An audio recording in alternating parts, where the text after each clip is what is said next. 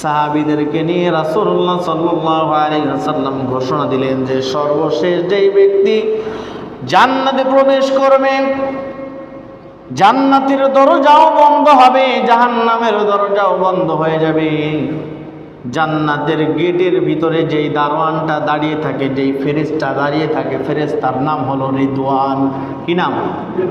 রিদওয়ান নামক এই ফেরেশতা। আর জাহান্নামের গেটের গোড়ায় যেই ফেরেশতা দাঁড়িয়ে থাকে, এই ফেরেশতার নাম হলো মালিক। হাদিসের ভিতরে আসছে মালিক ফেরেশতা জাহান্নামকে এমন ভাবে চেনে, ভাতের থালার ভিতরে প্রত্যেকটি ভাত যেভাবে দেখা যায়, মালিক ফেরেশতা জাহান্নামের প্রত্যেকটি স্থান ঠিক ওইভাবে চেনে। এইবার রিদওয়ান ফেরেশতাও জান্নাতকে ঠিক এইভাবেই চেনে।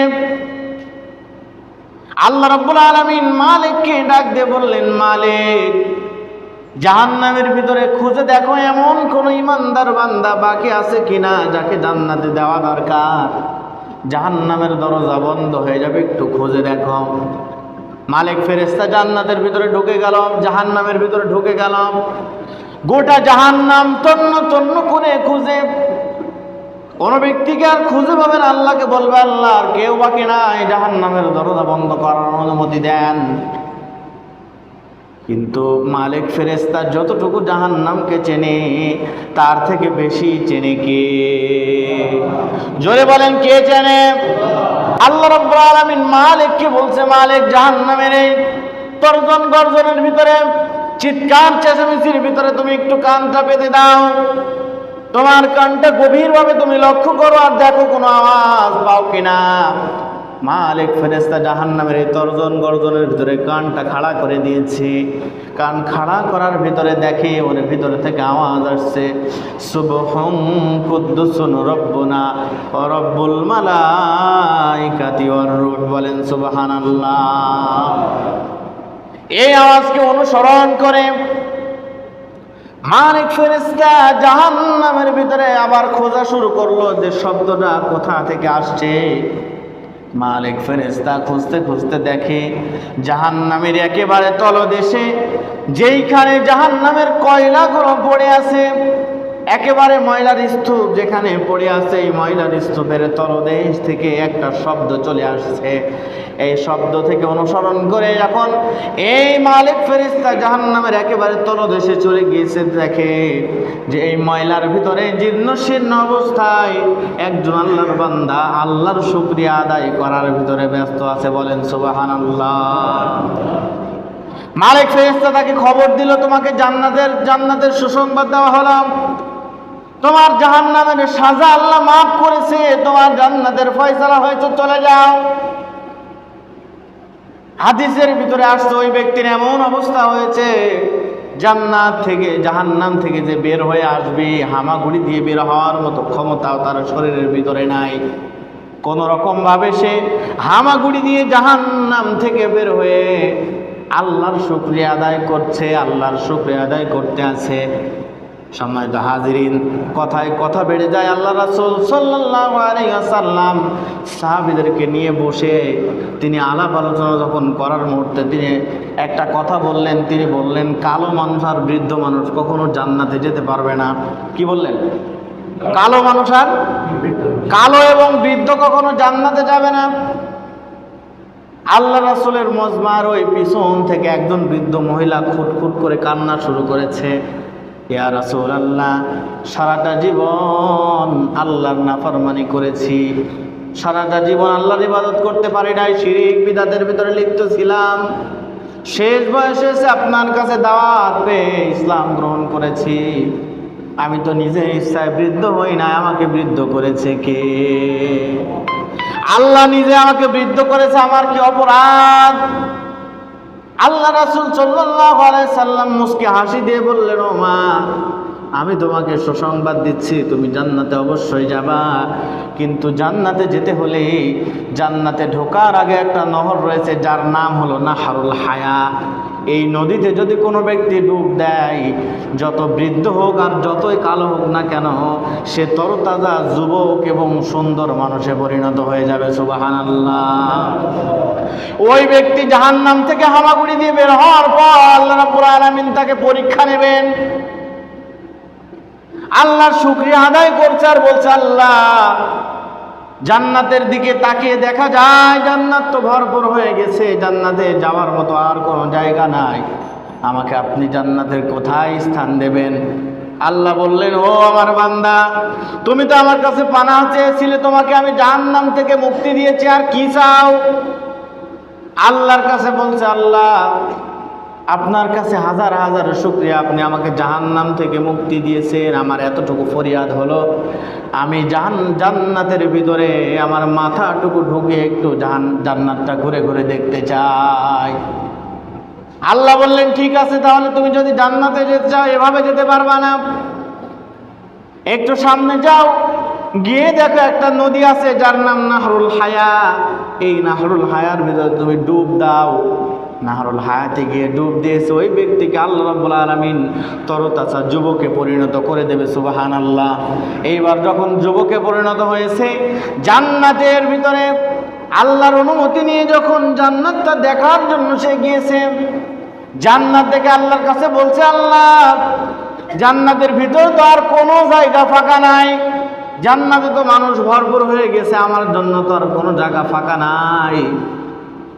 আল্লাহ রাসূল সাল্লাল্লাহু আলাইহি সাল্লাম বলেন, ওই ব্যক্তি যখন আল্লাহর কাছে এই কথা বলবে, আল্লাহ বলবে, তোমার কতটুকু জায়গা দরকার সেটা তুমি বলো। ওই ব্যক্তি বলবে, আল্লাহ জান্নাতের ভিতরে আমার থাকার মতো শুধুমাত্র একটা ঘর থাকতে হবে, যেখানে আমি একটু আশ্রয় নিতে পারবো, এতটুকু জায়গা আমার দরকার। আল্লাহ রাব্বুল আলামিন ওই ব্যক্তিকে বলবে, ও আমার বান্দা, শুধু তোমার থাকার জায়গা নয়, জান্নাতের ভিতরে তোমাকে আমি 10 দুনিয়ার সমান জায়গা দিয়ে দিলাম। বলেন সুবহানাল্লাহ। তাহলে সর্বশেষ যে ব্যক্তি জান্নাতে প্রবেশ করবে, তার যদি জায়গা 10 দুনিয়ার সমান হয়, সর্বপ্রথম যে ব্যক্তি জান্নাতে যাবে ওই ব্যক্তিকে আল্লাহ তাআলা আরো অনেক হাজার হাজার গুণ বেশি জায়গা দেওয়ার ক্ষমতা রাখে কি রাখে না? জোরে বলেন। অবশ্যই আল্লাহ রাব্বুল আলামিন রাখেন সে ক্ষমতা। আল্লাহ বলছেন, ইন্না আসহাবাল জান্নাতিল ইয়াউমা ফি শুগুলিন ফাকিহুন। জান্নাতের ভিতরে যখন জান্নাতীদেরকে দেওয়া হবে, সেখানে তারা আনন্দের ভিতরে মশগুল থাকবে, তারা সেখানে আনন্দ ফুর্তি করবে, যা চাবে তাই পাবে, যা চাবে তাই পাবে। দুনিয়ার ভিতরে তো আমাদের একটু গরুর গোশত খেতে মনে চাইলে অনেক পরিশ্রম করা লাগে। 1 কেজি গরুর গোশতের দাম 750 টাকা, 1 কেজি খাসির গোশত নিতে গেলে তার দাম 1100 টাকা। আমরা গরিব মানুষ যদি গরুর গোশত খাসির গোশতের কথা চিন্তা করতে যাই, তাহলে স্বপ্নের মতো ব্যাপার, না কি বলেন? এটা স্বপ্নের মতো। ঈদের সময় ছাড়া আমরা অ্যাভেলেবেল এটা খেতে পারি না, কিন্তু জান্নাতের ভিতরে কোনো ইচ্ছা মাথার ভিতরে আসতে যতটুকু দেরি, ওই খাবারটা রেডি হয়ে সামনে আসতে 1 সেকেন্ডও দেরি হবে না। বলেন সুবহানাল্লাহ। মাথার উপর দিয়ে পাখি উড়ে চলে যাচ্ছে, সুন্দর পাখি দেখে জান্নাতি চিন্তা ভাবনা করবে, যদি ওই পাখিটা বোনা হয়ে সামনে চলে আসতো, সাথে সাথে ওই পাখিটা বোনা হয়ে জান্নাতের সামনে এসে হাজির হয়ে যাবে। জান্নাতি ওই মাংসটা সুন্দরভাবে খাওয়ার পরে যখন হাড় হাড্ডিগুলো পাশে রেখে দেবে, আবার ওই হাড় হাড্ডি থেকে সুন্দর পাখি হয়ে উড়ে চলে যাবে। বলেন সুবহানাল্লাহ। এই ক্ষমতা কার? ক্ষমতা কার? জোরে বলেন। এই ক্ষমতা একমাত্র আল্লাহ রাব্বুল আলামিনের। যদি আমরা দুনিয়ার ভিতরে আমাদের জীবনকে কন্ট্রোল করতে পারি, আমাদের এই ক্ষণস্থায়ী জীবনকে যদি আমরা আল্লাহর রঙে সাজাতে পারি, কোরআনের আইন মোতাবেক যদি আমাদের জীবনকে আমরা সাজাতে পারি, তাহলে আল্লাহ রাব্বুল আলামিন আমাদেরকে নিয়ামত অবশ্যই দান করবেন। জোরে বলেন ঠিক কিনা? তাহলে আল্লাহর এই নিয়ামত যদি আমাদের পেতে হয়, দুনিয়ার ভিতরে আল্লাহর বিধান মানার দরকার আছে না নাই? জোরে বলেন। আল্লাহ রাসূল বলেন, কোন ব্যক্তি যদি 2টা জিনিসের গ্যারান্টি আমাকে দিতে পারে, সেই ব্যক্তি আর আমি 2 জন পাশাপাশি জান্নাতে থাকবো। কয়টা জিনিস? কয়টা জিনিস? কয়টা জিনিস? জোরে বলেন। 2টা জিনিসের গ্যারান্টি যদি কোনো ব্যক্তি আল্লাহ রাসূলকে দিতে পারেন, সেই ব্যক্তি এবং আল্লাহ রাসূল পাশাপাশি জান্নাতে থাকবে। এইভাবে আল্লাহ রাসূল হাত দেখিয়ে দেখিয়ে আলোচনা করছেন। আল্লাহ রাসূল বলছেন দুইটা জিনিস হলো, এক হলো তার চক্ষু, আর একটা হলো লজ্জা স্থান। আরেকটি হাদিসে আসছে এক হলো তার জিহ্বা, আর এক হলো লজ্জা স্থান। তাহলে কোনো ব্যক্তি যদি তার লজ্জা স্থানের গ্যারান্টি, লজ্জা স্থান হেফাজত করবে, এই গ্যারান্টি যদি আল্লাহ রাসূলকে দিতে পারে, দুনিয়ার ভিতরে যদি কোনো ব্যক্তি তার লজ্জা স্থানের হেফাজত করতে পারে, ওই ব্যক্তি আর আল্লাহ রাসূল পাশাপাশি জান্নাতে অবস্থান করবে। আমরা কি চাই রাসূলের সাথে পাশাপাশি জান্নাতে থাকতে? চাই। অবশ্যই আমরা আল্লাহ রাসূলের সাথে জান্নাতে থাকতে চাই, কিন্তু 5 ওয়াক্ত নামাজ পড়তে চাই না, আল্লাহর হুকুম মানতে রাজি নাই। ঠিক কিনা বলেন? এই দিকে ঠিক বলার বেলায় আমরা 100, কিন্তু কাজের বেলায় 0। মসজিদে আযান শুরু হয়ে গেছে, চাচা মাঠের ভিতরে কাজ করছে, তার টিয়ারের ভিতরে ওয়াজ চলছে হাফিজুর রহমান কুয়াকাটা, তার টিয়ারের ভিতরে ওয়াজ চলছে মাওলানা বজলুর রশিদের, আল্লামা দেলোয়ার হোসেনের সাইদির ওয়াজ চলছে। সেখানে আলোচনার বিষয়বস্তু হলো নামাজ হলো জান্নাতের চাবিকাঠি। সেই ব্যক্তি বসে বসে ওয়াজ শুনছে, মাঠের কাজ করছে, আর বলছে আহ কত সুন্দর কণ্ঠ, কত সুন্দর করে ওয়াজ করছে। অথচ ওই ব্যক্তি নামাজকে ইগনোর করলো, মসজিদে আযান হয়ে গেল, কিন্তু নামাজ পড়ার জন্য সে মসজিদে আসলো না। তার এই ওয়াজ শোনায় কোনো কাজ হবে বলেন? কখনোই কাজ হবে না। এই জন্য আল্লাহর জান্নাত যদি পেতে হয়, আল্লাহর এই সুসংবাদ যদি পেতে হয়, আল্লাহর জান্নাতে যেতে চাই, তাহলে আল্লাহর হুকুম মানার দরকার আছে না নাই? বলেন, জোরে বলেন, আছে না নাই? অবশ্যই আল্লাহর হুকুম মানার দরকার আছে।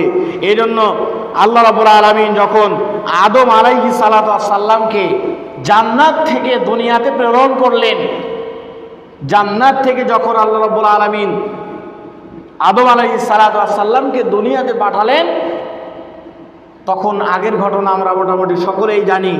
শয়তান আল্লাহ রাব্বুল আলামিন আদম এবং হাওয়াকে বলে দিলেন যে তোমরা জান্নাতের ভিতরে খাও, ঘোরো ফেরো, যা ইচ্ছা তাই করো, কিন্তু তোমরা ওই নিষিদ্ধ গাছের গোড়ায় যেও না। এই কথা আমরা জানি কি জানি না? আল্লাহ বললেন নিষিদ্ধ গাছের গোড়ায় তোমরা যাবা না, এইটা বাদে জান্নাতের ভিতরে যা ইচ্ছা তাই করো। শয়তান তাদেরকে ওয়াসওয়াসা দিল যে আল্লাহ তোমাদেরকে ওই গাছের গোড়ায় যেতে মানা করেছে, কারণ জানো? কারণ হলো তোমরা যদি এই গাছের গোড়ায় যাও আর ওই গাছের ফল খাও, তাহলে তোমরাও ফেরেশতা হয়ে যাবা, তোমরা জান্নাতে, তোমাদেরকে আল্লাহ জান্নাতে কখনোই বের করতে পারবে না জান্নাত থেকে। এইভাবে যখন ওয়াসওয়াসা দিয়েছে, তখন তারা ওয়াসওয়াসায় পড়ে ওই গাছের ফল খাওয়ার সঙ্গে সঙ্গে জান্নাতি পোশাকটা তাদের গায়ে থেকে যখন পড়ে গেল, আল্লাহ তাআলা দুনিয়াতে আদম আলাইহিস সালাতু ওয়াস সালাম এবং হাওয়া আলাইহিস সালাতু ওয়াস সালামকে দুইজনকে দুই মাথায় ফেলে দিলেন দুনিয়ায়। তাদের কান্নাকাটি দেখে, সম্মানিত হাজিরিন, সময় খুবই সংক্ষিপ্ত, তাদের কান্নাকাটি দেখে আল্লাহ রাব্বুল আলামিন বললেন, হে আদম, তোমাকে দুনিয়াতে আমি চিরস্থায়ী পাঠাই নাই, তোমাকে আমি আবারও তোমার চিরস্থায়ী ঘর, তোমার বাড়ি জান্নাতে তোমাকে আমি আবারও ফিরিয়ে নিয়ে আসব। কিন্তু তোমাকে এই বাড়িতে আসতে হলে, যেহেতু তুমি সীমা লঙ্ঘন করেছো, যেহেতু তোমাকে সেই স্থানে দেওয়ার পরেও তুমি আমার হুকুম লঙ্ঘন করেছো, তোমাকে যদি এই ঘরে আবারও ফিরে আসতে হয়, তাহলে তোমাকে একটা শর্ত পূরণ করতে হবে। কয়টা শর্ত? সবাই বলেন, কয়টা শর্ত? শর্ত হলো একটাই। আল্লাহ বললেন, কুলনা হাবিতু মিনহা জামিআন ফাইন্নামা ইয়াতিয়ান্নাকুম মিন্নি হুদান ফামান তাবিআ হুদায়া ফালা খাউফুন আলাইহিম ওয়ালা হুম ইয়াহজানুন। বলেন আল্লাহু আকবার। আল্লাহ রাব্বুল আলামিন বললেন, তোমরা সবাই এখান থেকে নেমে যাও, এরপর যখন আমার পক্ষ থেকে হিদায়েতের কোনো বাণী আসবে, হিদায়েতের বাণী আসবে, কি আসবে? কি বাণী বলেন? ফাইম্মা ইয়াতিয়ান্নাকুম মিন্নি হুদান ফামান তাবিআ হুদা। তোমাকে যদি আবার জান্নাতের এই বাড়িতে ফেরত আসতে হয়, তোমার বাড়িতে যদি তোমাকে আবার ফেরত আসতে হয়, তাহলে তোমার জন্য একটা শর্ত রয়েছে, সেটা হলো আমার পক্ষ থেকে হেদায়েতের যে বাণীটা তোমার কাছে চলে যাবে, এই হেদায়েতের বাণী মতন যদি তুমি দুনিয়া থেকে চলে ফিরে আসতে পারো, তাহলে তোমাকে আবার তোমার ওই বাড়িতে, জান্নাতের বাড়িতে ফিরিয়ে দেব। বলেন সুবহানাল্লাহ। তাহলে আল্লাহর এই নিয়ামত যদি আমাদের পেতে হয়, আল্লাহর জান্নাত যদি আমাদেরকে পেতে হয়, আমাদের বাপের বাড়ি আদম আলাইহিস সালাম তো আমাদের আদি পিতা, তাহলে এই পিতার বাড়িতে যদি আমাদেরকে আবার ফেরত যেতে হয়, তাহলে আল্লাহর বিধান মানার দরকার আছে না নাই? আছে না নাই? অবশ্যই মানার দরকার আছে। যদি আল্লাহর বিধান আমি না মানি, আল্লাহর বিধান যদি লঙ্ঘন করে চলি, তাহলে আল্লাহর জান্নাত আমরা কখনোই আশা করতে পারি না। জোরে বলেন ঠিক কিনা?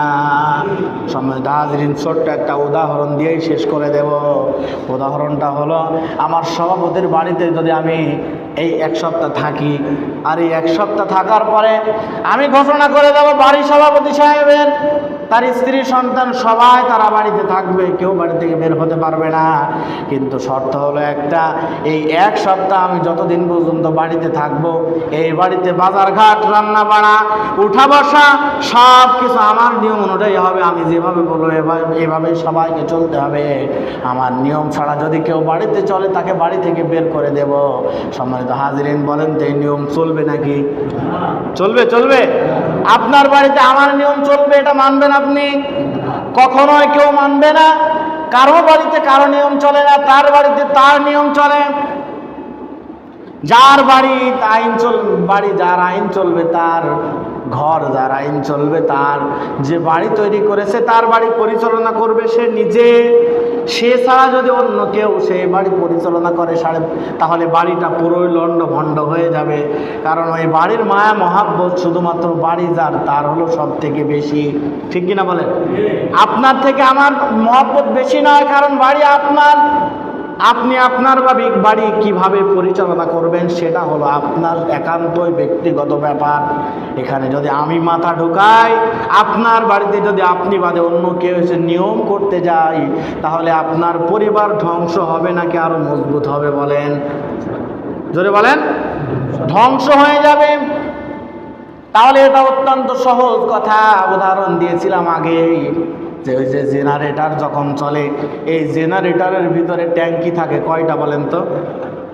ট্যাঙ্কি থাকে কিন্তু দুইটা। একটা হলো পানির ট্যাঙ্কি, আর একটা তেলের, আর একটা কিসের? পানিতে ট্যাঙ্কি ঠান্ডা করে, আর তেলে কি করে? গরম করে, স্টার্ট দেয়, চালায়। এইবার আপনি যদি মনে করেন যে আমার টাকায় কিনা মেশিন, আমি তেলের জায়গায় পানি দেব, পানির জায়গায় তেল দেব, মেশিন মনে আরো বেশি জোরে চলবে না? কি বলেন? চলবে? চলবে। আলা লাহুল খালকু ওয়াল আমর ইনিল হুকমু ইল্লা লিল্লাহ। দুনিয়া যার, আইন চলবে। সৃষ্টি যার, আইন চলবে। আল্লাহ বাদে যদি অন্য কেউ এখানে আইন বাস্তবায়ন করতে যায়, তাহলে কখনোই দুনিয়ায় শান্তি শৃঙ্খলা থাকতে পারে না। সব কথার এক কথা হলো এটাই। তাহলে যদি আমাকে আপনাকে জান্নাতে যেতে হয়, তাহলে আমাদেরকে আল্লাহ রাব্বুল আলামিন দুনিয়াতে পাঠিয়েছেন পরীক্ষা দেওয়ার জন্য, এখানে রাজত্ব করার জন্য নয়। দুনিয়াটা হলো স্বপ্নের মতো। দুনিয়াটা স্বপ্নের মতো। দুনিয়াতে আমি এসেছি, যতদিন আল্লাহ হায়াত দিয়েছে ততক্ষণ পর্যন্ত থাকবো, হায়াত শেষ হয়ে যাবে, দুনিয়া থেকে বিদায় নিয়ে চলে যাব। একটা উদাহরণ শুনেছিলাম যে একজন ব্যক্তি স্বপ্নের ভিতরে দেখছে যে সে পাইলট হয়েছে, প্লেন চালাচ্ছে। শীতের রাত্রে প্লেন চালাতে চালাতে সে হঠাৎ করে পাশ থেকে বন্ধু ধাক্কা দিয়ে বলছে, এই তুই কি লাগিয়েছিস? উঠে দেখে যে কম্বলের ভিতরে পা ছিঁড়ে একদিকে চলে গেছে, আরেক পা আরেক দিকে। তাহলে ঘুম থেকে উঠে তার প্লেন উধাও, বলছে আজ যা আমার পাইলটের চাকরি চলে গেল। তাহলে ও স্বপ্নের ভিতরে যতক্ষণ ছিল ততক্ষণ সে পাইলট। দুনিয়ার ভিতরে আপনার হায়াত যতক্ষণ, রাজত্ব ততক্ষণ। হায়াত শেষ, আপনাকে 5 তলা 10 তলা থেকে নামাতে 1 ঘন্টা সময় আপনার পরিবার পরিজন নেবে না। নেবে? বলেন। গোটা বাড়িটা আপনি নিজে তৈরি করেছেন, আপনার সন্তান সম্পত্তি টাকা পয়সা ব্যাংক ব্যালেন্স যা কিছু করেছেন সব আপনার একা পরিশ্রমের, অথচ আপনি চোখ দুটি বন্ধ করে দেখেন আপনাকে ওই বিল্ডিং এর মাথা থেকে নিচ পর্যন্ত নামাতে 1টা ঘন্টা সময়ও কেউ নেবে না। সঙ্গে সঙ্গে নামিয়ে সুন্দর করে গোসল দিয়ে মাটির তলে পুঁতে রেখে আসবে। তাহলে কিসের এত বড়াই, কিসের এত অহংকার আমাদের? এই জন্য সম্মানিত হাজিরিন, আমাদের এখান থেকে শিক্ষা নিতে হবে। দুনিয়াতে হলো আমরা কয়েকদিনের মেহমান মাত্র। এই দুনিয়া থেকে যদি আমরা ভালো কাজ করে যেতে পাই, আর দুনিয়া মাজরাতুল আখিরা, দুনিয়া হলো আখিরাতের ক্ষেত স্বরূপ। এই ক্ষেত থেকে আমরা যেমন ফসল তুলে নিয়ে যেতে পারবো, এই ফসল যেমন হবে, ফসল যদি ভালো হয় ফলাফল ভালো হবে, ফসল ভালো হয়নি ফলাফলও ভালো হবে না। এটা সোজা হিসাব। দুনিয়ার ভিতরে আপনি যখন ফসল করেন, আপনার ফসল ভালো না হলে ভালো দাম আসে না, ফসল ভালো হলে ভালো দাম চলে আসে।